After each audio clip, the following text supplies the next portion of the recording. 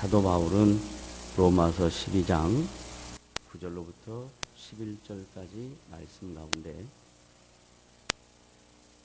초대교회 성도들과 주님 오시는 그날까지 이 땅에서 신앙생활하는 모든 성도들에게 신자의 삶의 가치관, 신자가 어떻게 세상 속에서 구별되이 살아가야 하는가에 대한 삶의 자세와 삶의 본질을 설명하고 있습니다.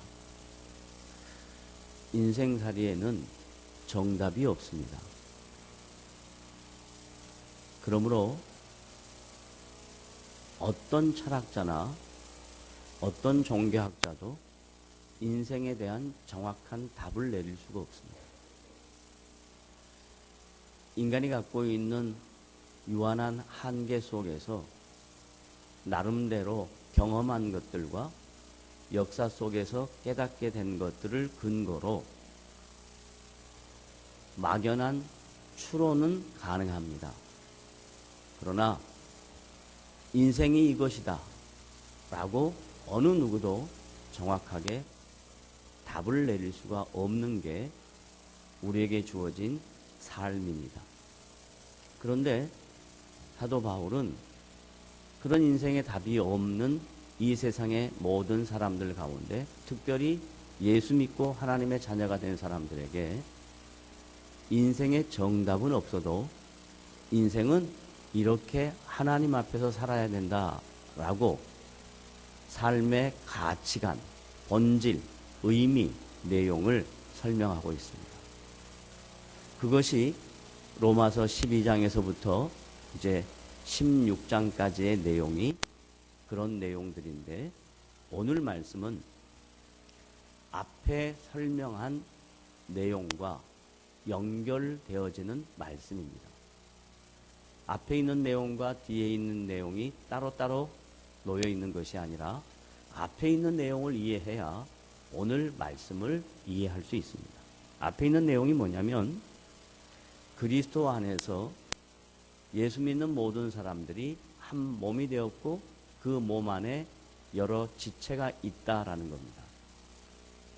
다른 말로 표현하면 그리스도가 예수 믿는 사람, 성도들 삶의 주인 되신다라는 주인의식과 종된 우리들이 각자 이 세상 속에서 맡겨진 은사와 재능과 역할로 인생을 살아갈 때 지체들은 서로 상호 보완하는 그런 관계다 하는 게 앞에 있는 내용입니다.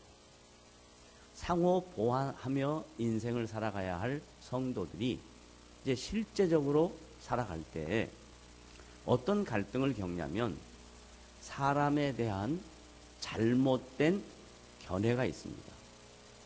그건 편견이라고도 할 수 있고 선입견이라고 할 수도 있고 잘못된 가치관이라 할 수도 있습니다. 사람은 사람을 평가할 때 기대가 많습니다. 이런 사람이 되었으면 좋겠다 하는 기대감으로 사람을 생각합니다. 그러나 성경에서는 사람은 기대할 수 있는 존재가 아니다라고 얘기합니다. 왜 사람이 기대할 수 있는 존재가 아닌가? 그것은 인간은 죄로 말미암아 부패하고 타락한 그 본성이 다른 상대방을 충족시켜 줄 수 있을 만큼 훌륭한 사람이 아니다라는 거예요. 예수님이 우리를 하나님의 자녀 삼으셨고 예수님이 우리를 하나님의 영광스러운 존귀한 자로 인정해 주신 것뿐이지 우리의 실체, 인간의 본성, 자연인의 모습, 이것들은 기대할 만한 근거가 없는 서로 다 연약한 존재라는 겁니다. 그런데 신앙생활하면서 성도들은 이런 잘못된 편견과 선입견을 갈 수 있는데 그 내용이 뭐냐면 예수를 오래 믿었으면 그리고 교회에서 어떤 직분을 갖고 있으면 마땅히 이런 사람이 되어야 한다라고 생각합니다. 그건 서로 속고 속이는 것입니다. 예수를 오래 믿고 그리고 교회에 직분을 갖고 있다 할지라도 사람에 따라 그 사람의 수준이, 그 사람의 인격이, 그 사람의 됨됨이가 상대방을 항복시키고 상대방에게 인정받을 만한 그런 근거가 없다라는 거예요. 근데 여러분들은 신앙생활 하면서 종교 지도자면 마땅히 이래야 된다 하는 전제를 갖고 있습니다. 그래서 이런 잘못된 전제 때문에 저는 어릴 때 신앙생활하면서 어떤 오해를 가졌냐면, 목사님이 이 강단에 올라서서 하나님의 말씀을 전하시고 그리고 이 가운을 입고 계시니까 우리와 전혀 다른 세계의 사람인 줄 알았어요. 그리고 감히 이 강단에는 아무나 범접할 수 없는 장소인 것으로 그렇게 알았어요. 그런데 어느 날 대학생 때 일입니다. 무더운 여름날 교회를 갔는데, 주일이 아니고 평일날 교회를 갔는데 목사님의 차림이 딱 동네 아저씨의 차림이었어요. 그때 굉장히 놀랐습니다. 그래서 조금 있다가 제가 교회에서 일 보다가 나갔더니 목사님이 화장실에서 나오는데 그 화장실에 나오는 모습이 저희 집에서 늘상 뵙는 저희 아버지의 모습과 다를 바가 하나도 없어요. 그때 받았던 말할 수 없는 갈등과 충격은, 거룩함이란 무엇인가? 영적이라는 것은 무엇인가? 여기에 갈등이 생기죠. 그런데 하나님의 말씀을 알아가고 깨달아가고 배워가고 가르치면서 확실하게 알았던 내용은, 사람은 다 거기서 거기다라는 것을 알았습니다. 맡겨진 역할과 주어진 은사가 다를 뿐이지 사람은 거의 거기서 거기다. 사람에게서 무엇을 기대하려고 하면 안 된다. 그게 오늘 말씀의 핵심입니다. 왜냐하면 바울이 로마교회 성도들에게 로마서 12장 9절에 뭐라고 했죠? 다 같이 읽어보세요. 시작. 다시 다 같이 읽어보세요. 시작. 사랑엔 거짓이 없나니. 그래, 절 보세요. 이 말을 문자적으로 이해하면 사람이 누구를 사랑하는데 그 사랑에 거짓이 없다, 이렇게 느낄 수 있는 거예요. 그래서 많은 사람들이 어떤 착각을 하냐면, 내가 저 사람을 사랑하는데 저 사람이 나의 진심을 받아줄까? 아니면 상대방이 저 사람을 향하여 갖고 있는 기대가 큰데 그 기대가 자꾸 무너지면 서로 다 뭐라 그러냐면, 뭐라 그러죠? 속았다. 다 속았다. 근데 지금 사람과 사람의 관계성 속에서 맺어진 사랑엔 거짓이 없나니, 이 말씀은 해당되는 말씀이 아니에요. 사랑엔 거짓이 없나니 할 때의 이 사랑은 헬라어로 보면 인간들이 갖고 있는 감정적 교류인 사랑이 아닙니다.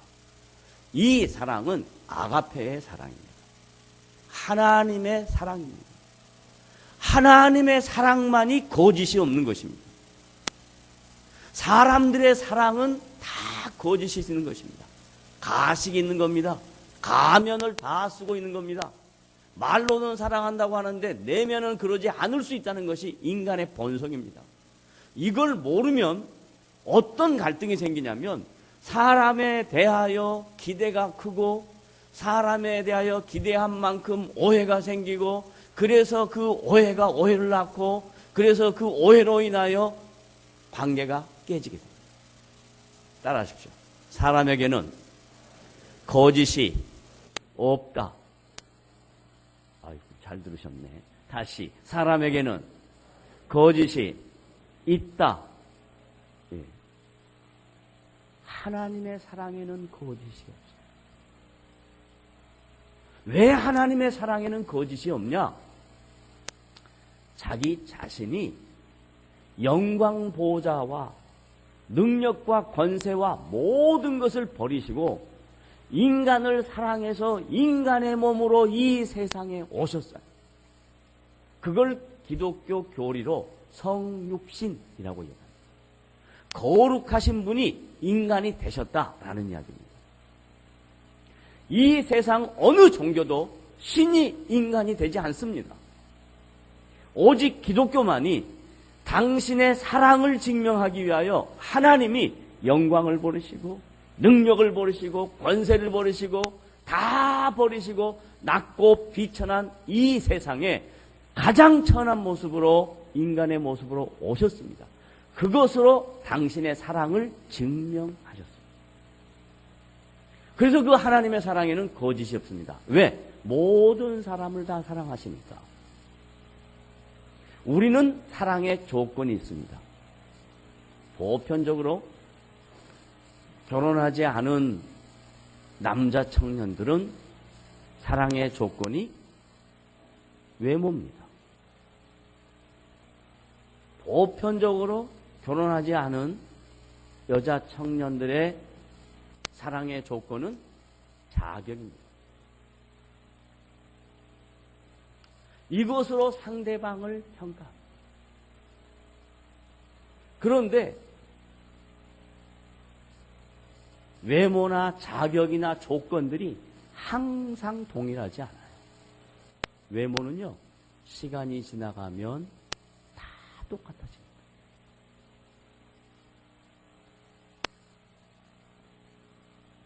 저는 어릴 때 서양 배우 중에 엘리자베스 테일러 같은 사람은 있는 모습 그대로 있다가 죽을 줄 알았어요. 근데 엘리자베스 테일러도 나이가 들어 죽을 때가 되니까 여기 계신 우리 권사님하고 다를 바가 하나도 없어요. 똑같아요. 여자들이 기대하는 자격과 조건은 지금 우리가 살고 있는 이 현대 문명의 스피드 시대에는 이 자격과 조건은 인간을 만족시킬 수가 없습니다. 왜냐하면 상대화되어서 좋았다고 생각했는데 좀 지나고 나니까 별거 아니에요. 그런데 여기에 다 속는 거예요. 다. 에? 인간이 생각하고 있는 사랑에 대한 관점은 다 조건적입니다. 그러나 하나님이 인간을 향하여 갖고 있는 사랑은 무조건적이고 모든 사람에게 동일하십니다. 여기서 정리해야 될 중요한 신앙적 가치관은 하나님은 옆에 있는 내 지체도 사랑하지만 지금 나도 저 옆에 있는 지체만큼 사랑받고 있는 존재라는 사실을 놓치지 말아야 돼요. 그런데 우리는 자꾸 하나님의 사랑을 인간적인 기준으로 생각합니다. 저 사람이 잘 나가면 하나님이 더 많이 사랑하는 것 같고 내가 어렵게 힘들면 하나님이 나를 덜 사랑하는 것처럼 생각합니다. 그러지 않습니다. 하나님의 사랑의 방식과 하나님의 사랑의 표현이 그분의 뜻과 계획에 맞추어서 전달되는 것일 뿐이지 잘 나가는 사람은 사랑하고 못 나가는 사람은 덜 사랑하고 그런 하나님의 사랑이 아니다라는 거예요. 다 같이 따라합니다. 하나님은 나를 사랑하신다. 또 하나님은 당신을 나처럼 사랑하신다. 잊지 마세요. 그 사랑에는 거짓이 없습니다. 거짓이 없다는 말은 술수나 인위적인 것이나 조건적인 것이 아니다라는 거예요. 사랑할 때는 항상 인간들은 목적이 있습니다. 그걸 다른 말로 술수라고 합니다. 사랑할 때 인간들은 자격과 조건을 따집니다. 자기의 필요를 채우기 위한 것들입니다. 그러나 하나님은 우리를 사랑할 때 하나님의 필요를 채우기 위해서 우리를 마치 로봇처럼 활용하는 분이 아니시고, 그 하나님의 사랑은 우리의 편이 되어주시고 우리를 위로해 주시고 격려해 주시고 새 힘을 주시고 다시 한번 우리의 인생에 의미를 부여해 주시는 그분이 진정한 사랑의 하나님이시고, 그 사랑의 하나님을 여러분이 마음으로 인격으로 받아들일 때 여러분의 인생의 의미가 새로워집니다. 다시 한번 따라하겠습니다. 하나님은 나를 가장 지극히 사랑하신다. 잊지 마시기 바랍니다. 그래서 그 하나님의 사랑은 거짓이 없습니다. 그 다음 이제 그 거짓이 없는 하나님의 사랑을 받고 사는 성도가 이 세상에서 살아갈 때 어떻게 살아야 하냐 이 말이에요. 악에 속하지 말고 선에 속하라. 여기서 속하라라는 단어, 이건 공간적 개념이 아닙니다. 악에 속하지 말고 선에 속하라 라는 말은 가치관입니다. 가치관. 내가 누구인가 하는 자신의 정체성으로부터 시작해서 내가 이 세상에 살 때 어떻게 살아야 하는가 하는 가치관의 정립입니다. 그리고 악과 선은 뭐냐? 악은 도덕적이고 윤리적인 규범이 아니라 악은 하나님이 기뻐하시지 않는 일이 악입니다. 선은 뭐냐? 도덕적이고 착하고 윤리적인 것이 아니라 하나님이 기뻐하시는 일입니다. 그러므로 신자는 이 세상에 살 때 하나님이 기뻐하시는 일을 위하여 사는 겁니다. 다시 따라합시다. 나는 이 세상에 살 때 하나님께서 기뻐하시는 일을 위해서 살자. 그러면 하나님이 기뻐하시는 일은 또 뭘까? 하나님이 기뻐하시는 건 뭘까? 보편적으로 자녀들이 부모에게 무언가 선물을 하려고 하면 우리 부모가 이 선물을 받아서 좋아할까? 기뻐할까? 라고 생각합니다. 그래서 자기 기준으로 부모에게 선물을 합니다. 그래서 자꾸 엇나갑니다. 그러니까 요즘은 자식들도 알고 또 부모도 말 안 하지 않아도 자기의 마음을 표현한 것입니다. 뭘 선물로 드릴까요? 그럼 다 뭐라 그래? 돈. 왜 돈인가? 자기가 자기의 필요에 맞게 사용할 수 있기 때문에 그게 돈인 것입니다. 뿐만 아니라 돈은 무엇이든지 할 수 있다는 맘모니즘적 마지막 시대의 모습에서 나타난 인간들의 욕구입니다. 그러니까 뭐든지 다 돈이라고 얘기합니다. 그런데 잘 보세요. 하나님이 기뻐하시는 것이 돈일까요? 아니에요. 하나님이 기뻐하시는 게 돈이 아닙니다. 하나님이 기뻐하시는 것을 돈으로 착각하기 때문에 영적 지도자들은 성도들에게 간접적인, 좋은 말로 해야죠, 간접적인 훈계로 헌금을 독려합니다. 그 헌금을 독려하면서 성경 말씀을 인용합니다. 그 말은 분명히 맞지만 목적은 맞아도 방법이 틀리면 문제가 있습니다. 잘 보세요. 물질이 있는 곳에 뭐가 있다? 마음이 있다. 그 틀렸습니까? 맞습니다. 그런데 그 물질이 있는 곳에 마음이 있는 그 마음이 어떤 마음이냐 이 말이에요. 내가 하나님께 잘 보이면 하나님이 더 많은 걸 줄 것이다 라는 기대와 소망으로 하는 겁니까? 아니면 영적 지도자에게 잘 보이려고 하는 겁니까? 그러면 그건 잘못됐다라는 이야기예요. 본질은 맞아도 방법이 틀렸다는 이야기입니다. 본질도 맞고 방법이 맞으려면 하나님께서 기뻐하시는 것이 만약에 물질이라고 할 때 그 물질은 드리는 성도의 마음이 하나님, 이거 하나님이 주신 거 감사함으로 받고 이게 쓰여질 때 하나님의 나라와 영광이 드러날 수 있도록 하나님 선하게 이 시기를 기대합니다 라고 만약에 물질을 드린다면 그건 하나님이 기뻐하시는 겁니다. 자, 물질을 예를 들었습니다. 아니면 이제 구체적으로 하나님이 기뻐하지 않는 것과 기뻐하는 게 뭐냐? 성경에 보면 10절부터 나와 있어요. 하나님이 기뻐하시는 게 뭔가? 자, 10절 다 같이 봅시다. 시작. 형제를 사랑하여 서로 우애하고, 거기까지 자르는 거예요. 전부 다 분사로 되어 있기 때문에요. 다 같은 거예요. 자, 먼저 누구를 사랑하고 어떻게 하라고요? 형제를 사랑하여 서로 우애하고. 그러면 여기서 말하는 사랑과 형제가 누구냐예요. 자매들은 보편적으로, 여자 성도들은 보편적으로, 목사님 왜 자꾸 성경에는 형제에 대한 이야기만 하고 자매는 얘기하지 않았습니까? 그럼 우리는 별것도 아닌가요? 이렇게 생각하는 분이 계시는데 그게 아니고 대표 원리로 사용하는 겁니다.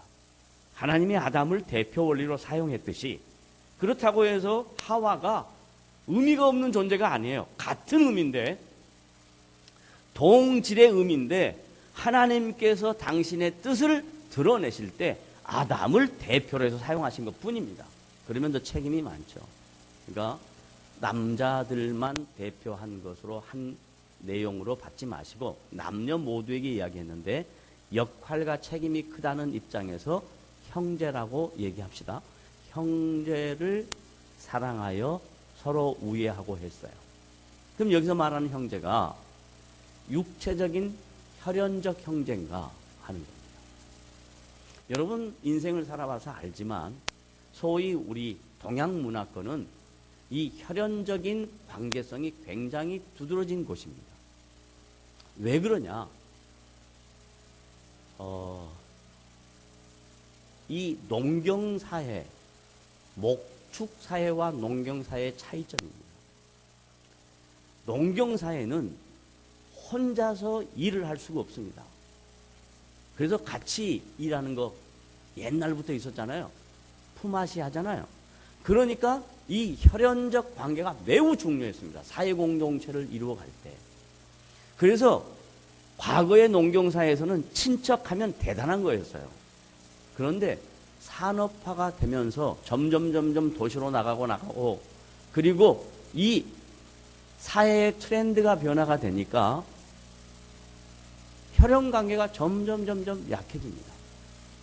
그리고 어떤 관계가 돈독해지냐면 동호회, 자기와 목적이 같은, 자기와 생각이 같은 사람들이 혈연관계보다 훨씬 더 강해집니다. 그건 왜 그러냐? 사회가 변화가 된 거예요. 그러면 여기서 형제를 사랑하라고 할 때 그 형제가 혈연적 관계의 사랑인가? 라고 생각한다면 얼마나 마음이 무겁습니까? 여러분 형제들을 언제 보십니까? 저 역시 볼 수 있는 시간이 많지 않습니다. 명절 때 봅니다. 명절 때 형제들 만나가도 즐겁고 기쁘게 끝나는 경우가 많지 않아요. 항상 마음에 안타까움과 불편함을 갖고 돌아서죠. 왜? 거기가 가장 쉽게 비교할 수 있는 최소의 단위니까. 누구 집 아들은 어떻고 큰 집 딸은 어떻고 큰 형님은 어떻고 뭐 작은 형 동선은 어떻고 맨날 서로 비교하는 거예요. 그러니까 명절에 갔다 오고 나면 명절 증후군까지 생기잖아요. 여기서 말하는 형제 사랑은 혈연적 관계의 형제 사랑을 얘기하지 않고 그리스도 예수 안에 있는 성도를 가리킵니다. 그러니까 지금 여러분 옆에 앉아 계신 여러분들이 다 형제인 거예요. 그런데 얼마나 아이러니하냐면 왜 바울이 이 말을 써놨냐면 예수를 믿고 하나님의 거룩한 성도가 된 지체들이 서로 형제인 걸 알고 지체인 걸 알아서 마땅히 서로 사랑하고 우애해야 되는데 그걸 못하더라. 그러니까 이 말을 써놨죠. 그럼 왜 못하냐 이 말이에요. 왜 서로 사랑 못하냐 말. 서로 왜 우애가 없냐 이 말이에요. 그게 갈등이잖아요. 분명히 말씀은 하나님이 기뻐하시는 일에 속하라. 그런 가치관을 갖고 살아라. 그래, 우리가 형제다. 자매님 사랑합니다. 형제님 사랑합니다. 말이 아니라 어떻게 우애를 이어가냐 이 말이에요. 이게 큰 질문이죠. 갈등이죠. 어떻게 우애를 이루냐. 어제 결혼식 주례 때 잠깐 했던 말이에요. 어떻게 이루냐. 우애를.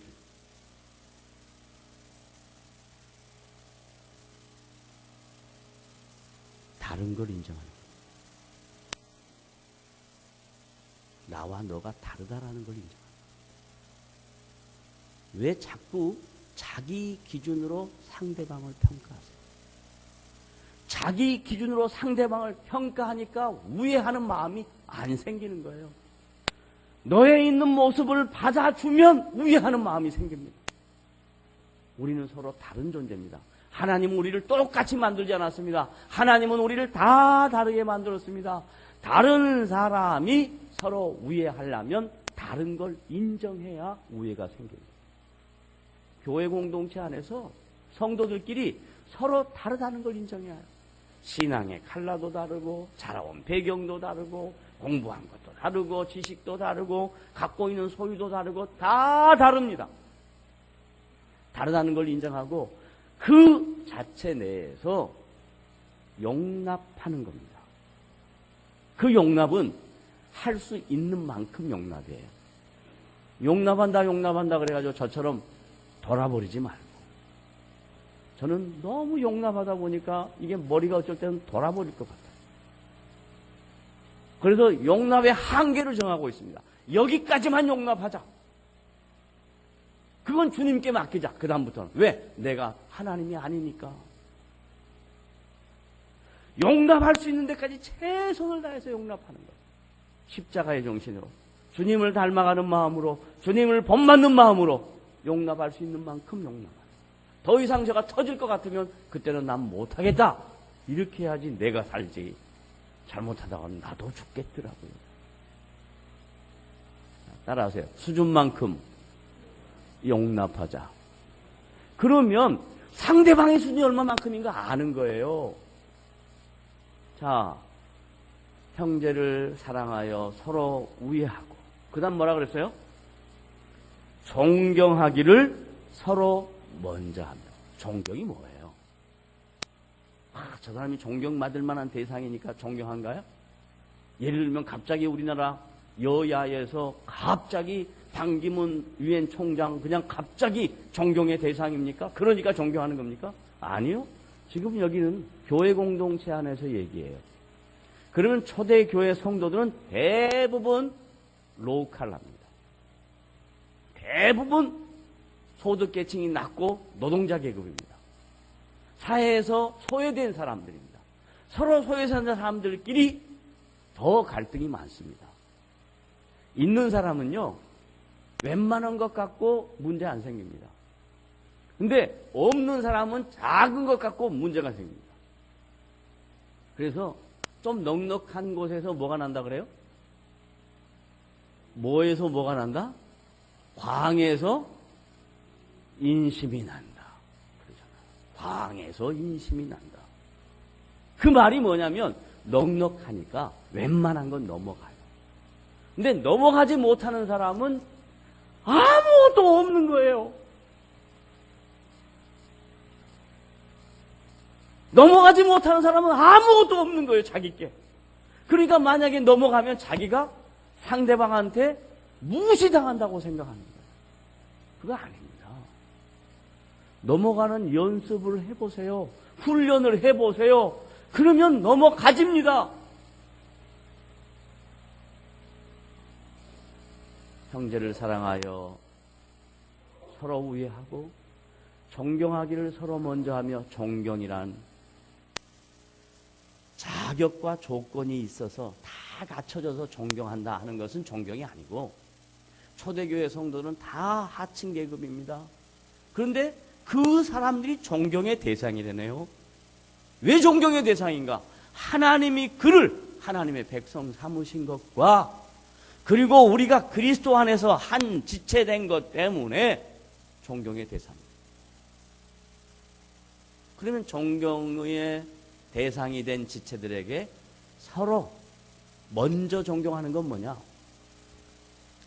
순서적인 거잖아요. 비교적인 거잖아요. 어떻게 하냐? 내가 당신보다 더 밑에 있다라고 좋은 말 해야 되죠? 시선을 내려가면 됩니다.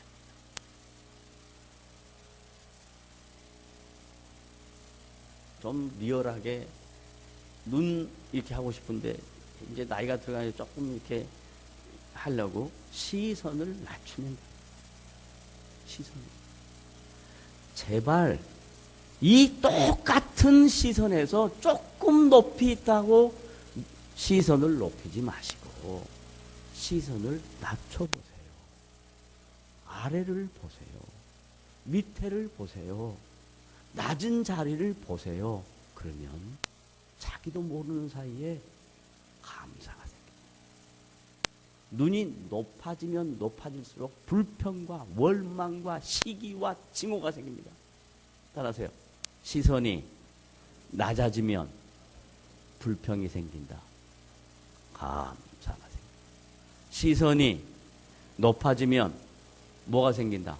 불평과 원망과 시기와 징후. 그래서 주님은 내가 기뻐하는 성도들의 삶의 모습이 이런 모습이다 라고 이야기합니다.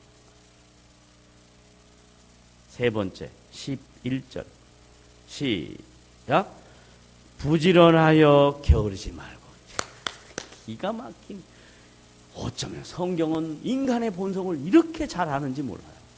인간은 본성적으로 부지런하는 것을 좋아하지 않습니다. 게으르는 것을 좋아합니다. 그래서 어떤 분은 게으르는 걸 죄라고까지 표현한 분이 계세요. 저는 그렇게까지 생각하지는 않습니다. 그렇게까지 극단적이지는 않습니다. 그러나 부지런하여 게으르지 않는 것은 매우 중요한 겁니다. 왜냐하면 성경에서 인간들보다 못한 하찮은 미물인 짐승들을 비유로 얘기하면서 개미를 잠언해서 얘기합니다. 개미는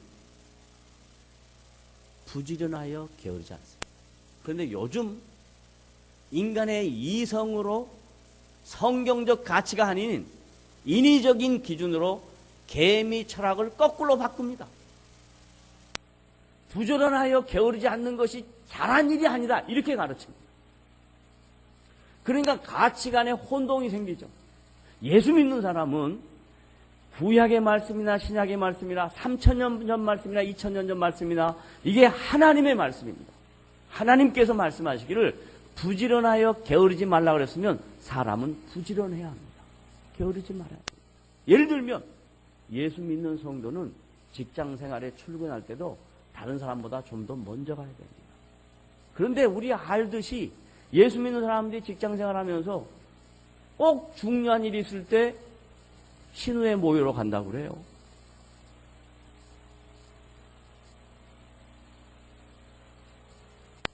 모임 있는데 종교생활하러 가야 된대요. 신우회 활동도 중요하고 종교생활도 중요하지만 예수 믿는 사람이 세상 사람들과 혹은 성도들이 함께 살아갈 때 부지런해요. 부지런해요. 아침부터 일어나서 저녁에 잠이 들 때까지 하나님이 나에게 주신 모든 시간들은 나를 통해서 의미가 전달이 되고 나를 통해서 주변 사람들에게 선한 영향력이 끼쳐지는 것이 이게 성도가 살아야 될 삶의 자세고 하나님이 기뻐하시는 일이랍니다. 예수를 믿는데 신앙생활 하는데 얼마나 게으른지 따라하세요. 게으름은 주님이 기뻐하지 않는다. 부지런함은 주님께서 기뻐하신다 생각하십시오. 신앙은 관념이 아닙니다. 신앙은 실제의 삶의 현장입니다. 마지막, 그 다음에 열심을 품고, 시작. 열심을 품고 주를 섬기라. 기가 막혀요. 주님 섬기면 됐지. 왜 앞에 수식어가 있냐 말이에요. 열심을 품고 주님을 섬기라. 다른 말로 바꾸면 주님을 섬긴다고 말로 하면서 어떻게 섬길 수 있다는 거예요? 열심하고 관계없이, 열정하고 관계없이, 안일하게, 매너리즘에 빠져서 늘 하던 대로. 아니요. 신앙은 과거 시대가 아닙니다. 신앙은 미래 시대도 아닙니다. 신앙은 현재 시대. 과거에 내가 주를 위해서 뭘 했다. 이것만큼 어리석은 일 없습니다. 왜 어리석냐? 과거에 내가 이렇게 주님의 일을 했다면 은혜였고 내가 사용받은 것이고, 지금 now 지금 내가 어떻게 마음의 열정을 갖고 주를 섬길 것이냐. 이게 여러분에게 주어진 오늘 말씀의 화두입니다. now 내가 오늘 어떻게 살 것이냐. 주님을 섬기되 열정을 갖고 주님을 섬기자. 대충 섬기는 사람이 너무 많아요. 이걸 가르쳐 서양에서 나온 아주 안타까운 단어인데 썬데이 크리스찬이란 말입니다. 이게 지금 우리 한국 사회도 점점 들어와서 신앙의 신자들의 가치관이 썬데이 크리스찬이 되는 겁니다. 아니요. 오늘 예배 마치고 난 다음, 그리고 나머지 나에게 주어진 모든 시간, 현재의 관점에서 주를 섬길 때 열정을 갖고 최선을 다해서 주님을 섬기는 겁니다. 그런 사람은요, 뭘 보고 하냐면 그분이 지나간 자리를 보면 알아요. 열정을 해서 한 것 같은데 뒤에 보면 꽝이에요. 열정을 한 사람은요, 뒤가 깨끗합니다. 사람 보고 하는 사람은요, 눈앞에 있는 것만 보이는 겁니다. 주님을 보고 하는 사람은요, 그 다음을 생각합니다. 뒤가 어떻게 될까? 내가 얻고 난 다음에 어떻게 될까? 이거 생각합니다. 주님 생각하지 않는 사람은 앞에서, 사람 앞에서 알짱 이것만 합니다. 매우 중요한 삶의 원리입니다. 뒤를 보시고 오늘 최선을 다해서 내가 최선을 다한 것으로 다른 사람에게 유익이 된다면 이게 주님 기뻐하시는 열정이라는 걸 잊지 마시고, 여러분들이 갖고 있는 열정은 내 필요, 내 욕구 그거 채우기 위한 열정이 아니라 그 열정을 잘 활용해서 다른 사람에게 선한 영향력이 끼쳐진다면 그게 열정을 품고 주를 섬기는 것입니다. 자, 오늘 말씀을 정리합니다. 바울은 초대교회 성도들에게 기독교 신자가 이 세상에 살아갈 때 어떻게 성도답게 살아야 할 것인가 하는 성도의 가치관을 정립해 주는데, 그 가치관이 관념적인 것이나 철학적인 것이 아니고 실제 삶에 대하여 적용할 수 있는 것들을 우리에게 설명해 줍니다. 그러면서 사람은 다 똑같다. 사람은 다 죄 아래 있어. 연약하여 거짓이 있다. 오직 하나님만이 거짓이 없다. 그 거짓이 없으신 그 하나님이 우리에게 요구하는 게 있다. 악에 거하지 말고, 악에 속하지 말고 선에 속하라. 그럼 선은 뭐냐? 제가 설명을 해드렸습니다. 이런 하나님의 권면의 말씀, 그리고 우리에게 주시는 이 말씀 잘 명심하셔서 여러분의 삶의 가치관의 전이와 하나님이 기뻐하시는 복된 성도로서의 영광스러운 자리가 여러분의 인생의 자리가 되어지시기를 주님의 이름으로 부탁을 드립니다. 아멘. 기도합시다.